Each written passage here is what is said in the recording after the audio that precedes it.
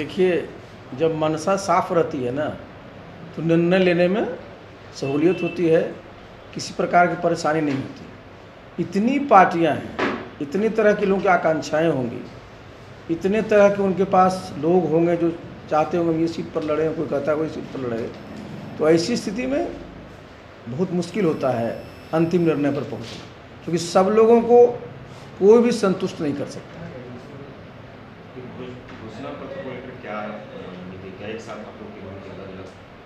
नहीं, तो मैंने पहले भी बताया कि देखिए, घोषणा पत्र जो है, जितनी पार्टियां हैं सब अपना घोषणा पत्र अलग से बनाती है, अलग से जारी करती है,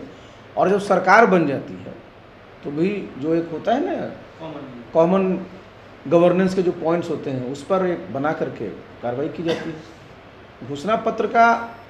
मतलब ये ज़रूरी नहीं है कि आप अगर गठबंधन में हैं तो एक ही घोषणा पत्र हो। आप जो है कार्यक्रम एक तरह का रख सकते हैं, क्योंकि घोषणा पत्र अलग अलग पार्टियों का अपनी अपनी विचारधारा के आधार पर,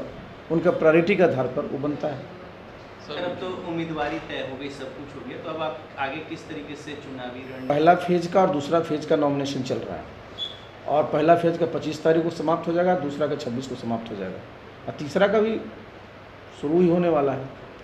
तो हम लोग पूरी तरह से चुनाव में हैं, और जो चुनावी मुद्दे हैं बिहार में भी बहुत स्पष्ट हैं कि बिहार में जो एनडीए की सरकार है भी, और हमारे नेता ने पिछले 13 वर्षों में नीतीश बाबू ने जो काम किया है,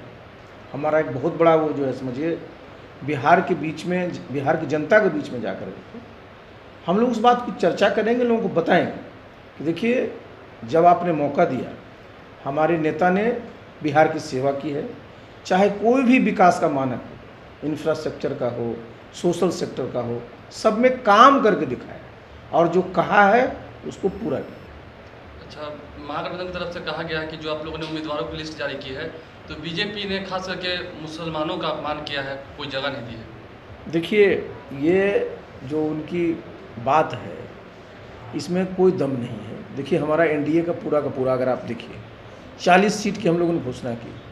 आप देखिएगा, ये पूरा का पूरा जो समाज है सबका प्रतिनिधित्व है, और ख़ास करके ध्यान दिया गया है कि भाई जो गरीब तबके के हैं, पिछड़े हैं, पिछड़े हैं, दलित हैं, महादलित हैं, सबको एक अच्छी हिस्सेदारी मिली है। और उसमें भी अगर आप देखिएगा कि साहब इस धर्म का, उस जात का, तो वो ठीक नहीं है। अपना पहले लिस्ट जारी करें ना, तो पता चलेगा। सब लोग तो अपने अपने रिश्तेदारों को एडजस्ट करने में लगे होंगे, कहीं पर कोई उसूल ही नहीं बच जाएगा। तो इसलिए जो ये बात कह रहे हैं वो बिल्कुल बेबुनियाद है, और क्या करेंगे, अपना तो अभी घर बनाया नहीं है, और हम लोगों का घर बन गया है तो कोई ना कोई तो पत्थर फेंकना ही है, फेंकते रहते हैं।